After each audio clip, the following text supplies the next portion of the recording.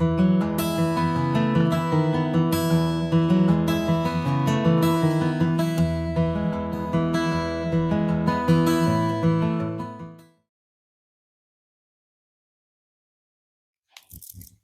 there, dragonflies. How are you all doing? I really hope you're well.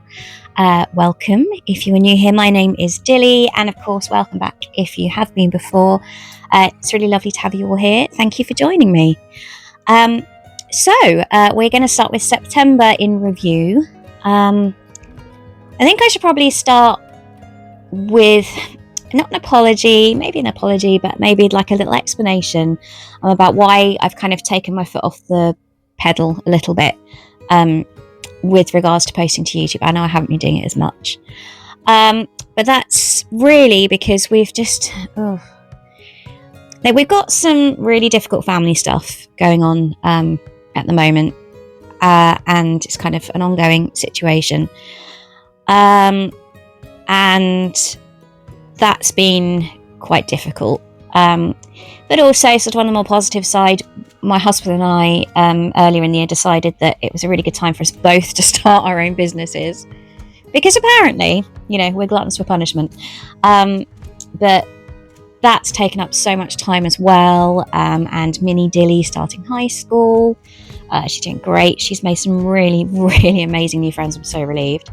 But yeah, like I said, it's just been an awful lot going on, both good and not good.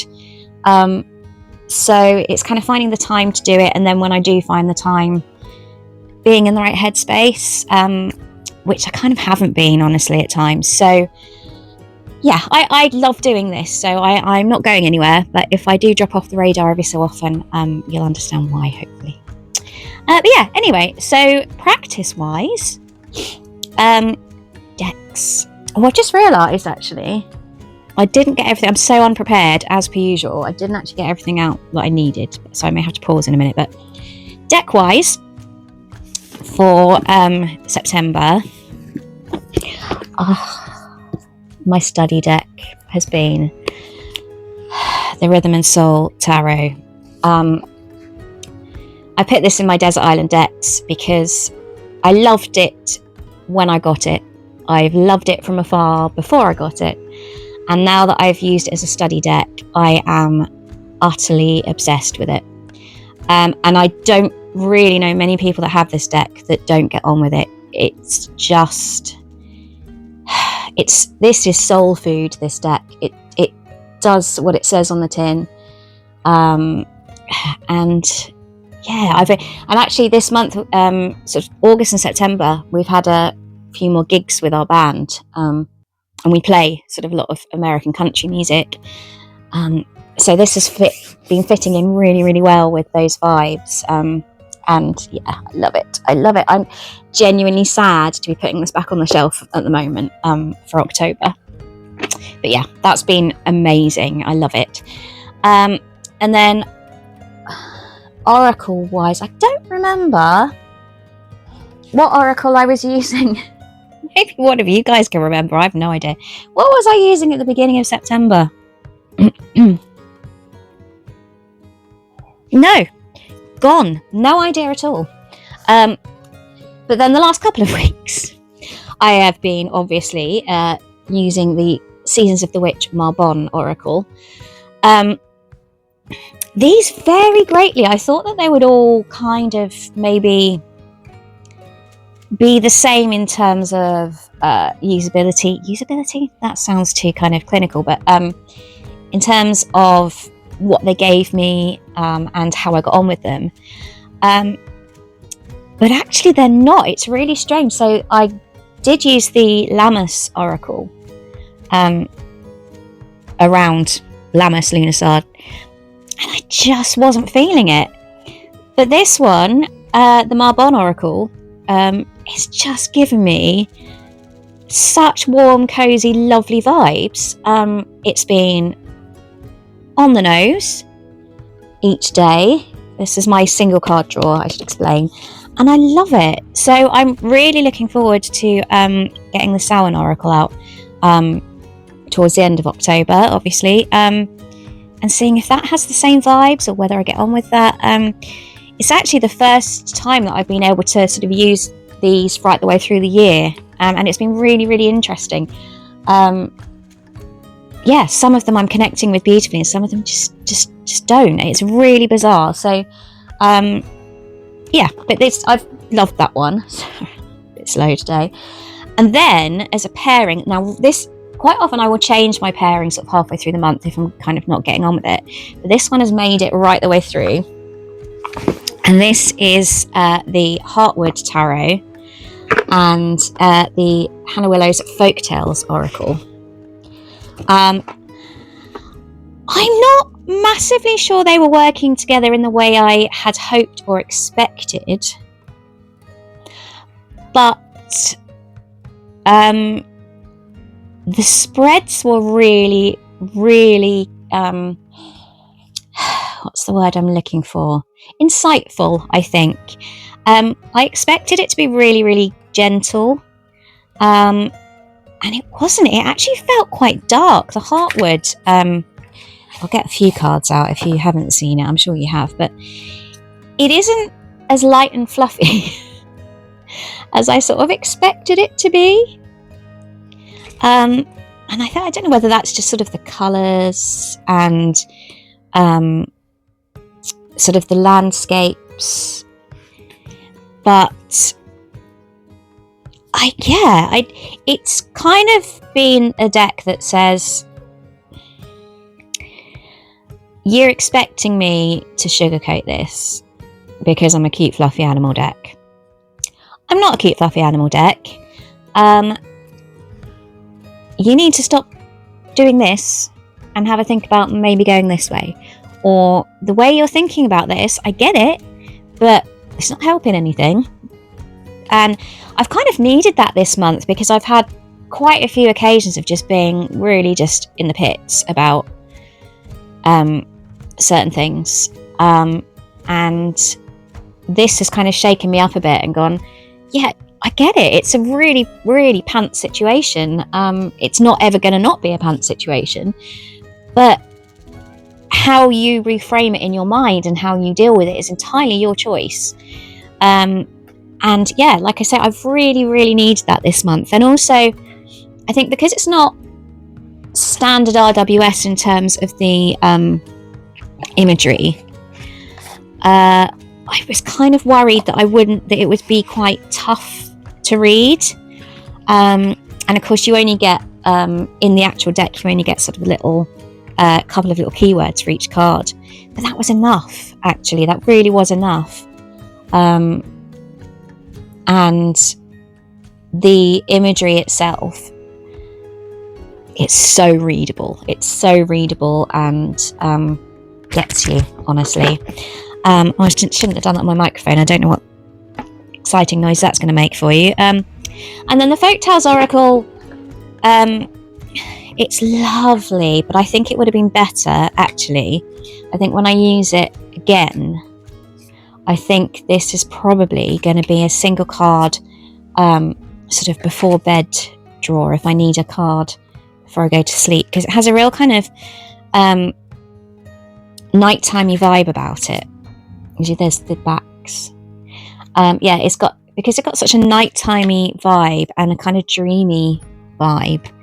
I think that might have been why it wasn't quite connecting with the Heartwood in the way I hoped. But I think now this is going to be in my collection as a kind of end of the day reflective card draw. I think that I might am tempted to even keep it out for that now, actually. Just do one if I need one. So yeah, that was a bit of a reflection on what I have been using this month. So when I started this channel, I intended it to be a sort of following of my journey as someone who's kind of quite new to everything. I'd only been reading tarot a couple of years, sort of seriously. Despite my, what I continually call sort of semi-pagan upbringing, It's not something I'd fully lived in my adult life until the last few years. And the same with sort of including elements of witchcraft within the pagan path. So although it feels so unbelievably right for me, I am new to it. I am, again, I'm only sort of a couple of years in. But I've kind of come to this kind of stagnant point, and I think I may have mentioned this a little bit before, but I noticed it even more in September, and I don't know actually whether, so this is going to be a full-on dilly waffle and a stream of kind of ramblings, but I don't know whether it's because this particular situation that we're going through is one that it's one of those things in life that cannot be solved. Okay, there are going to be people out there that go, everything can be solved this way.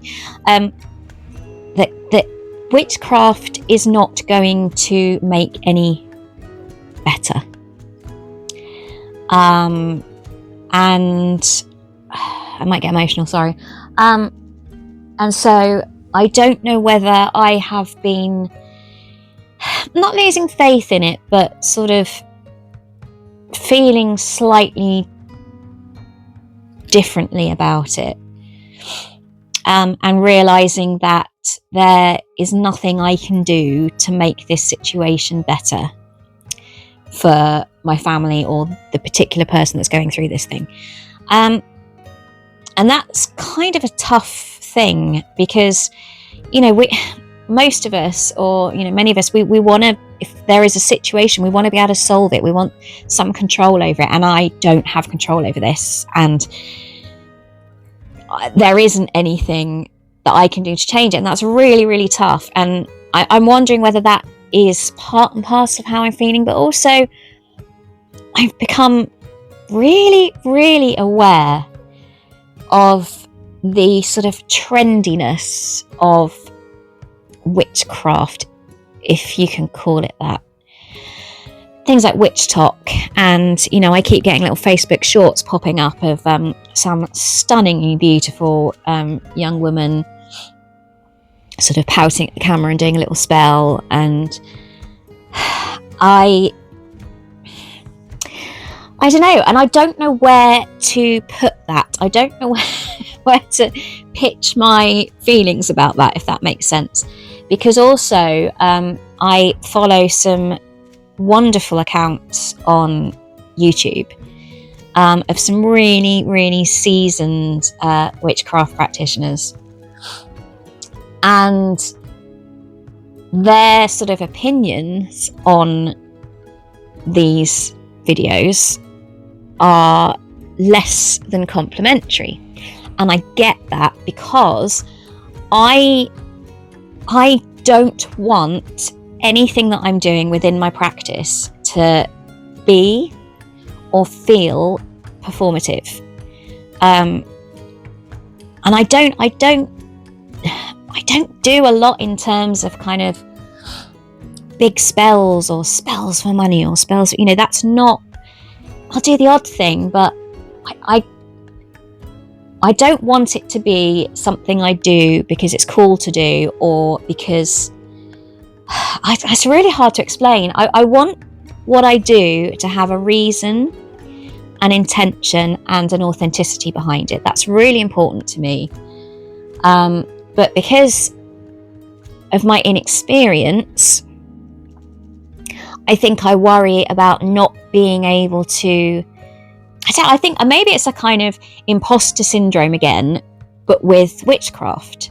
I don't know. It's like I say, it's really hard to explain. I think maybe that one example I can give you is that one thing that I tend to do when I remember, I don't always remember, but one thing that I do try and do is the first of the month cinnamon through the doorway situation.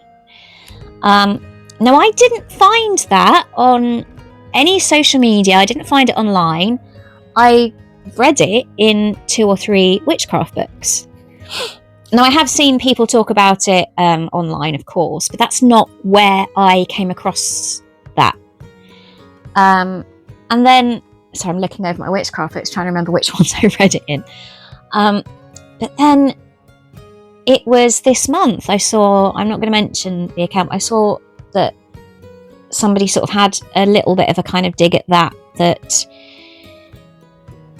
witch talky and that's not real witchcraft. And I thought, oh, okay, I thought that might be one thing that to me has a purpose, has an intention, makes me feel like I'm going into the month with some sort of kind of new beginning, new start.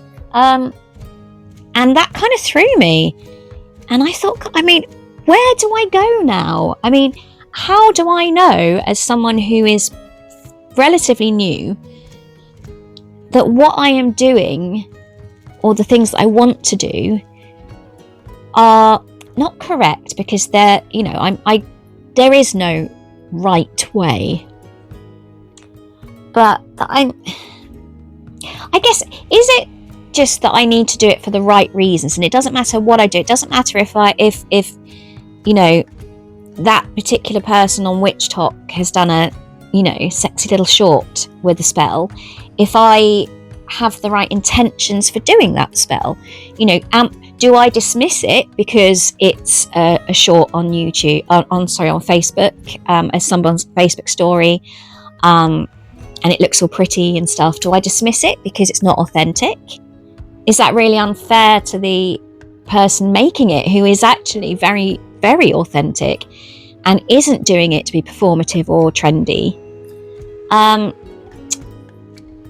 Do I dismiss that completely? But then something that I've read in a couple of books, somebody who's a really seasoned witch says, rubbish, it's not witchcraft.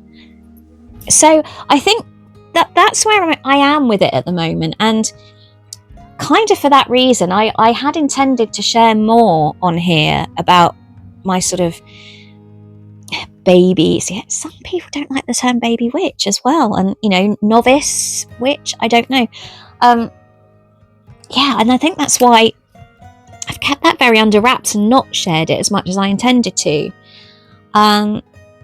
Maybe for fear of being kind of labelled in that vein of, oh, it's on Witch Talk, or it's a, you know, it's this kind of video, so it's obviously, it's performative, it's not real, it's just for the trend. When that's not who I am, and that isn't my reason for doing this. It's in my heart, it's in my soul. And so I've kept anything that I've been doing really with that kind of under wraps, even to the point where for the last few Sabbats I've recorded a little video of how we celebrate the Sabbats. And I know that's some of that is witchcraft based, some of it is just is sort of pagan tradition. Again, not necessarily. See, this is where it's so difficult. It's not necessarily, it's not all witches are pagans, not all pagans are witches. I understand that. But for Marbon, I didn't do a video, and I've kept it really kind of personal, which I really like, and I think that that's the right way to go in terms of a lot of anything that I do in terms of witchcraft. A lot of it is really personal. And whilst I am a ridiculous oversharer, hence why we are now 18 minutes into this video and I'm still battering on. I do overshare, but there's a lot of that is private to me, but there's also a lot that I'm scared to share because I worry that it is going to be seen in that vein. So yeah, I mean, where do I go? Maybe dragonflies, those of you that are you know, that are on the same path as me, or who are more experienced with witchcraft than me, maybe you can help with where do I go to really, I mean, I've got so many books and they're wonderful books, and I've researched, like, who are the best people for me to be reading, who really knows their stuff,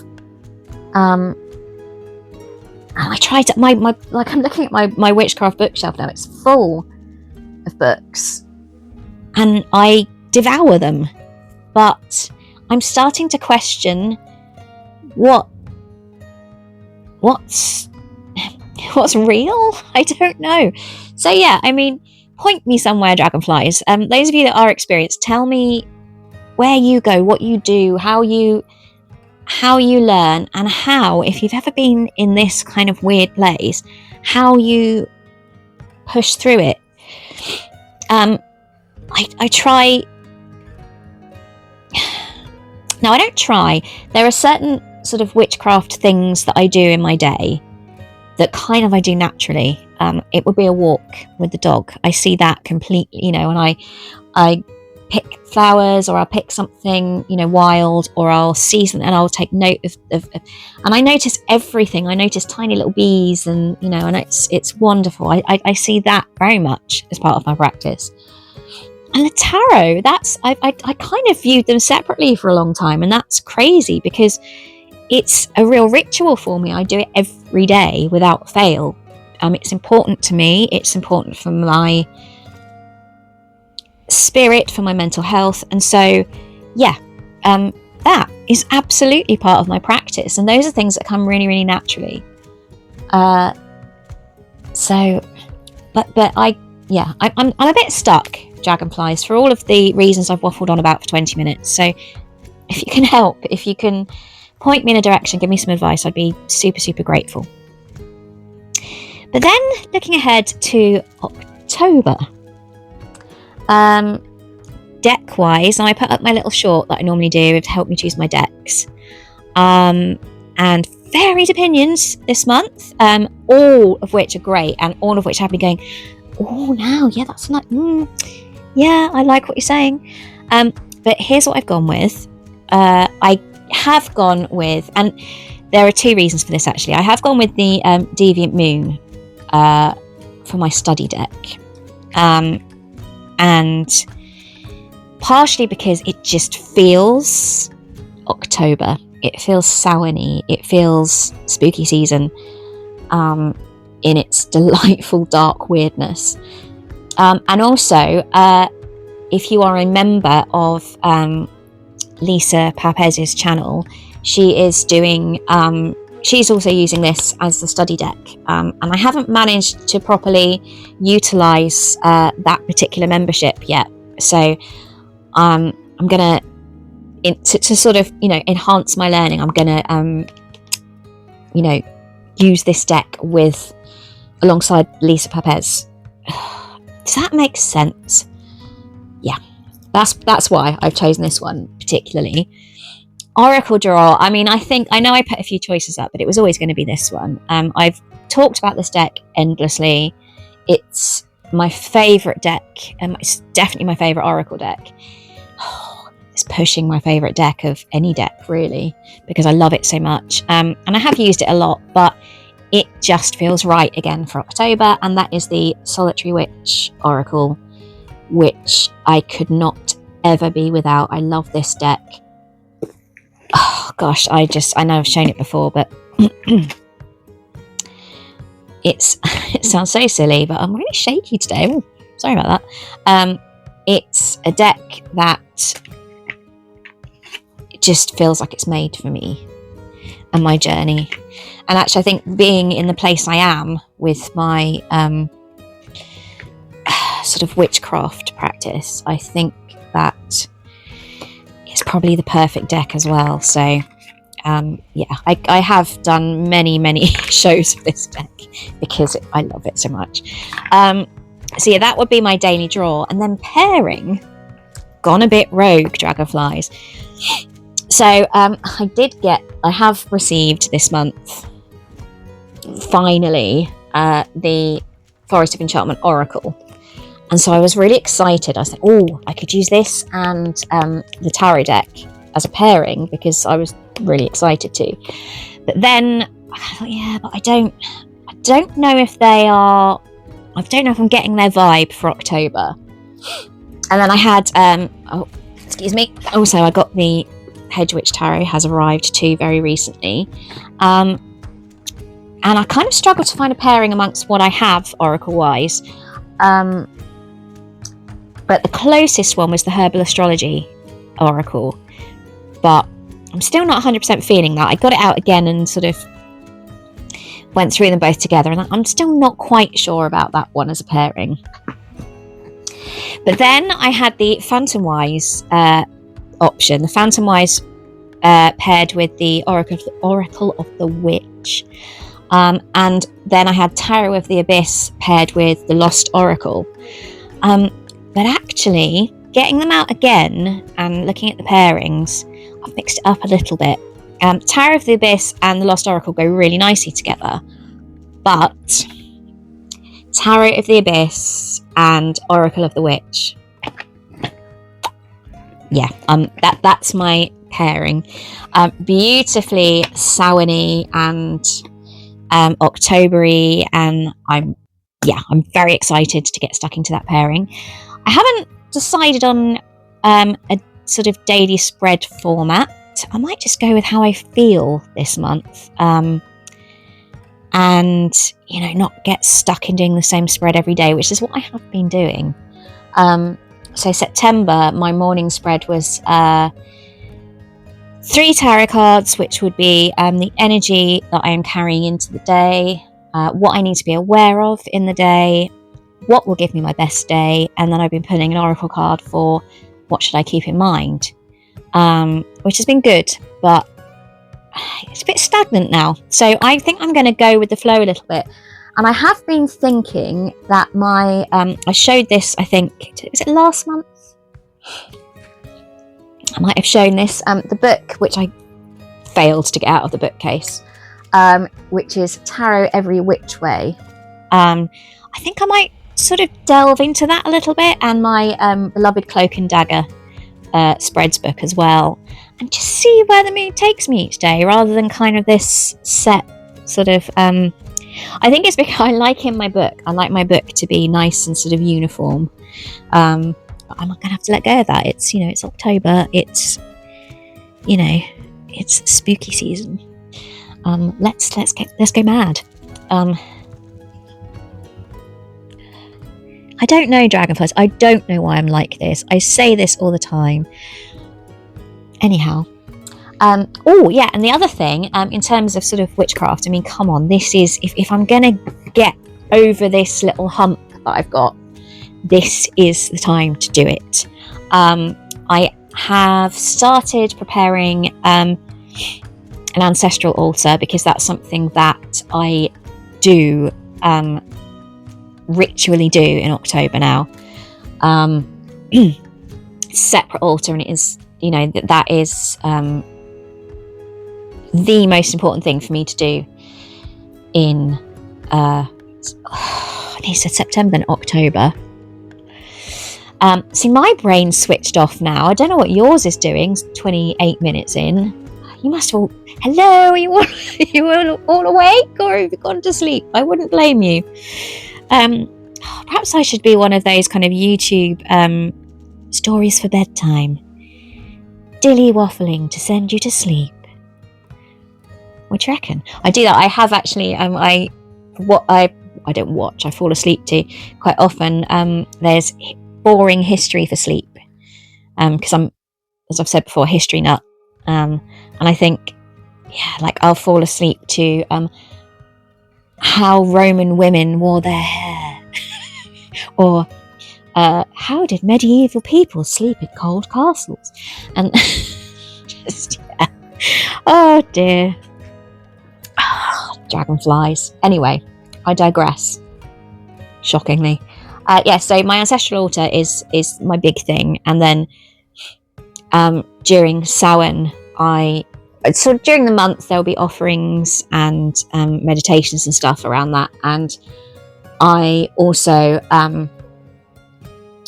at Samhain would probably do a special ritual.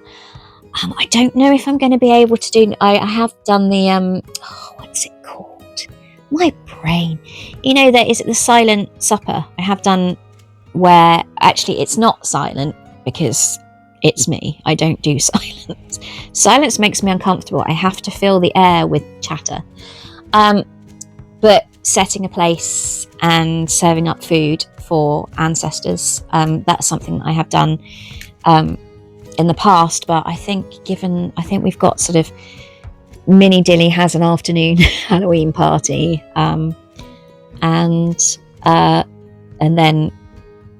Mr. Dilly has an event in the evening. So I don't know if I'm going to get a chance to do that full on this year, but it's something that I would normally do. So I might try and do something along those lines. I am dressing up because, hell, my daughter's got a Halloween party for a start. So I'm totally going to use that as an excuse to dress up. And also, I managed to find, I'm so happy. You know my love of vintage, and I run a vintage clothing company. So imagine my delight when on Vinted I came across a vintage opera cloak, but it's custom made for this particular lady.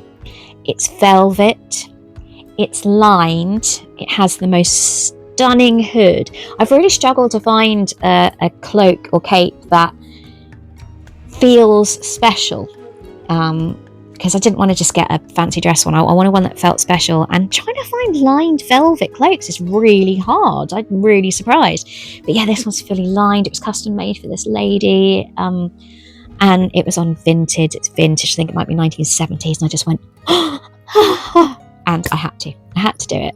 So yeah, that's arriving. So I'm going to wear that on Samhain, A, for Mini Dilly's little Halloween party, but B, because why not?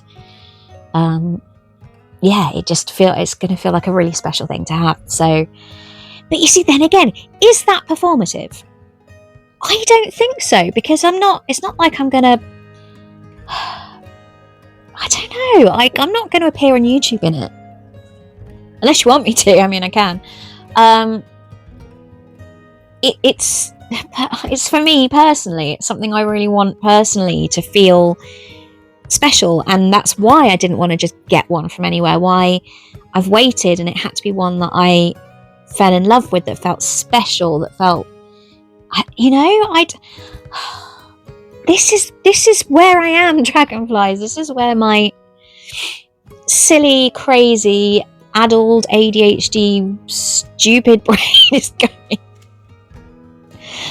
Yeah, I just, honestly, it's been a difficult month, Dragonflies, and I'm probably more batty than I've ever been. So apologies, but anyway, yeah. So, reading, just very quickly as well.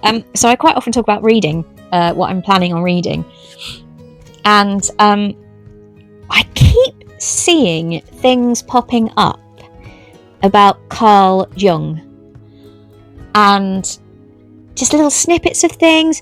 And do you know when things really feel like a sign? And I don't know whether it's because I've been quite inward facing this month, or in September, I don't know, but I kept feeling like a sign that I needed to learn more, because little snippets of things made me go, okay, it's interesting. So I got this, because I think I need to be bite-sizing it just to get the gist and the feel before I start actually buying full-on Jung. If I do, I don't know, but I'm gonna have a little look at this month, and just because something has been telling me that I should. I might read it and go, not for me, but who knows, we shall see. But yeah, I think that's everything I wanted to waffle on about. Is that everything I wanted to waffle on about, Dragonflies? How would you know? I think it is. So, it's not. I have one more deck that is being delivered today. It hasn't arrived in time for me to do this video, really annoyingly. But expect a video walkthrough of that deck. It's a Hattie Thorn deck from Etsy. Hattie Thorn decks, there are lots of them on Etsy. But this one appealed to me because it's something very different from anything else I have. And the artwork and the vibe just I liked it. So, and I've been looking at Hattie Thorndecks for ages, not getting one. So I finally bit the bullet and bought one. So that I shall be revealing in another video soon. Anyway, I'm going to shut up now, which I should have done probably about 20 minutes ago. But I'm very grateful if you have managed to stay with me, and well done. And yeah, I will see you all again soon. Thank you so much for listening to my waffle. Take care, dragonflies. Bye-bye.